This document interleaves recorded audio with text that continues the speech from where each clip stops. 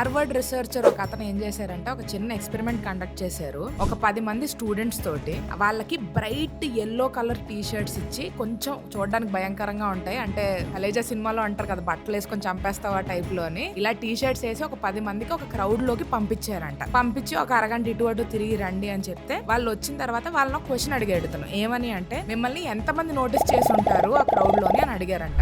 వీళ్ళందరూ గెస్ట్ చేసిన పర్సెంటేజ్ ఏంటి అంటే 50%. కానీ యాక్చువల్ గా కేవలం 10% మంది వాళ్ళని నోటీస్ చేశారంటే. మనందరం తెలియకుండా ఒక ఇమాజినరీ స్పాట్ లైట్ లో బతికేస్తాం. అంటే అందరూ మనల్నే చూస్తున్నారేమో, ఇది చేస్తే వాళ్ళు ఏమనుకుంటారో, వీళ్ళు వాళ్ళతోటి ఏమంటారో, వాళ్ళు వీళ్ళతోటి ఏమంటారో, ఇలా మల్టిపుల్ థాట్ లూప్స్ లోని మనం చెయ్యాలనుకుంటుందే చెయ్యమండి. చాలా మంది రీసెంట్ గా మాట్లాడుతుంటే ఒక విషయం అన్నారు, నేను యూట్యూబ్ ఛానల్ 2 years నుంచి స్టార్ట్ చేద్దాం అనుకుంటున్నాను, కాకపోతే ఆల్రెడీ చాలా మంది స్టార్ట్ చేస్తారు కదా, ఇప్పటికి కూడా నేను స్టార్ట్ చేయడం అవసరమా లేదా, ఇట్లా చాలా మంది అంటుంటే నాకేమనిపిస్తుంది అంటే, అరే స్టార్ట్ చేస్తేనే కదా తెలిసేది అసలు అది వర్కౌట్ అవుతుందా లేదా, నీకు అసలు ఆ స్కిల్ ఉన్నదా లేదా, నిన్ను చూడడానికి జనాలు ఇష్టపడుతున్నారా లేదా. ఈ యూట్యూబ్ కాంటెంట్ క్రియేషన్ స్పేస్ లో కూడా అండి ఒకటి నేను చెప్పాలనుకుంటుంది ఏంటంటే, కాంటెంట్ క్రియేషన్ ఎగ్జాషన్ అన్నది వచ్చింది, వాస్తవమే, నేను కాదనట్లేదు. 2 years బ్యాక్ నేను పాడ్కాస్టింగ్ స్టార్ట్ చేసినప్పుడు ఏదో వేలు మీద లెక్క పెట్టుకునే ఛానల్లే ఉండే తెలుగులోని. ఇప్పుడు చాలా మంది చేస్తున్నారు. అలాగని మనం ఇప్పుడు చాలా మంది చేస్తున్నారు అని ఆగిపోవడం కరెక్ట్ కాదు. ఎవరైనా చూసి ఏమంటారు, మన గురించి ఏమనుకుంటారు అని ఆగిపోవడం కూడా కరెక్ట్ కాదు.